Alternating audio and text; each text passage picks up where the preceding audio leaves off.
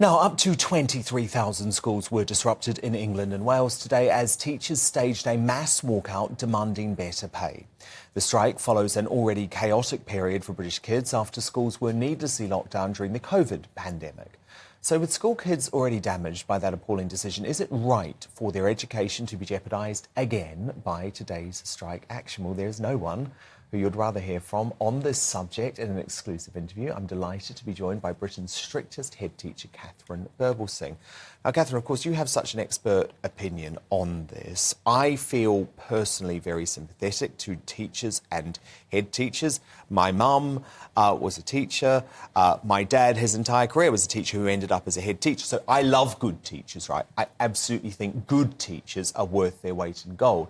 I'm really struggling with what I've been seeing over the past couple of days, which feels like teachers trying to indoctrinate their students into backing what is, in my view, a very political opinion. Yeah, well, it is, and I understand. Look, I have great sympathy for the teachers. Of course. I have great sympathy for teachers because behaviour is very difficult in classrooms, bureaucracy is out of control, and there are real reasons why teachers should be upset and angry. I'm not sure right now is the right time to be striking, and I think that because I think about the children, in particular Year 11s and Year 13s who are getting ready for their GCSEs and their A-levels.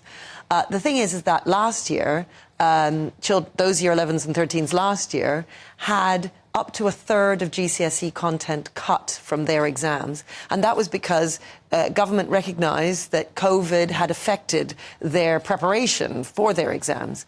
Well, the same thing is the case for this year. It's just that they missed out their GCSE and A-level content when they were in Year 10, and yet no changes have been made at all to the exams coming up. Not only that, but we've been told that the top marks will be halved in terms of numbers. So there's so much pressure on those Year 11s and Year 13s right now. And so for teachers to be striking now, I just think it's the worst possible time for those kids. Well, it feels like treating children's education like a political football, and there could be 7 more days of these strikes. And of course, this is going closer and closer to their exams, so I worry about that.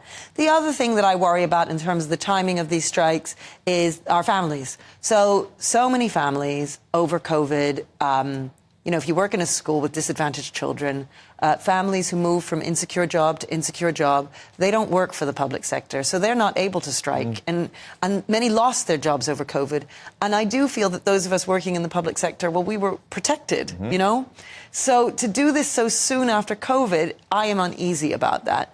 Having said that, I do recognise that there is a conversation around pay that always needs to happen every few years with regard to teachers.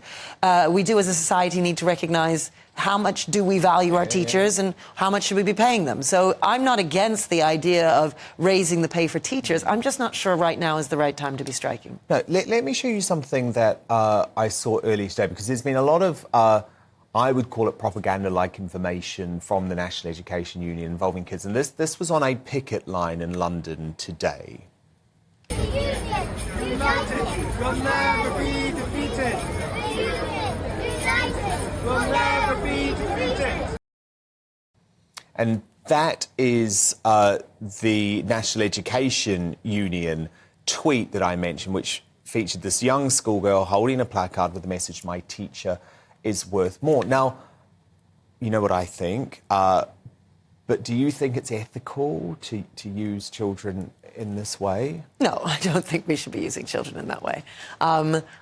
When adults have arguments, you do it behind closed doors. Yeah. And the children shouldn't be involved. So no, I don't think that's right. And especially those ones, they're so young, they don't understand the issues. And I don't think that's right.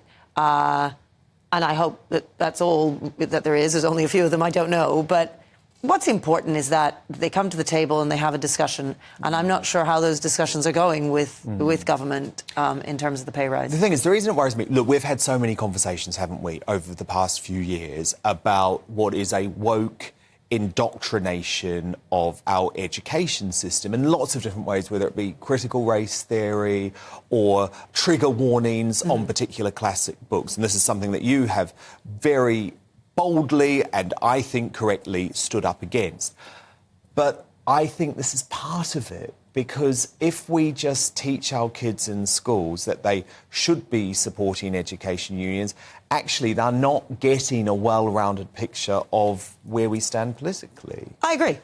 No, 100%. You're correct. I mean, whenever we've had mock elections and things, we give them the whole gamut. We tell them what the Conservatives' policies are and the Labour's policies are and Green Party and so on.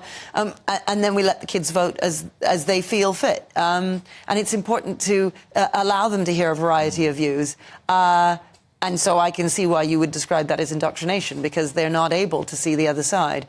Because they love their teachers. And of course they love their teachers, because that's what you want kids to feel at that age. Yes. And I just think it fits into this wider picture that schools and what our kids are taught is increasingly part of a left-wing orthodoxy, where it is almost accepted that strike action is a good thing. Unions are a good thing. Now, look, you might think that, but it's not a fact. And if you are being taught that, I think it's wrong, because you should get both sides. I think it taps into this general idea about what is education about. And I think too often some of us in teaching think that it's about teaching children to overthrow the establishment and to stand up for what they believe is right, as opposed to teaching them maths and English and science and giving them a whole load of knowledge and skills so that they can go off into the world and decide what they want to do.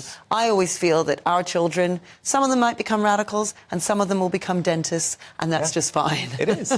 Some of them might even become Conservative Party politicians. And you know what? That's OK as well. But look, I think there has been a change, because I think back to when I was at school and my teachers were very respectful on the whole about keeping politics out of the classroom. Yes. But there has been a change. Yeah, and I agree. I think it's important that we speak up against I fascinating agree. insight. I wanted to speak to you today, Britain's strictest head teacher, on what I think has been a bad day for education in this country. Thanks for having me. Thank you.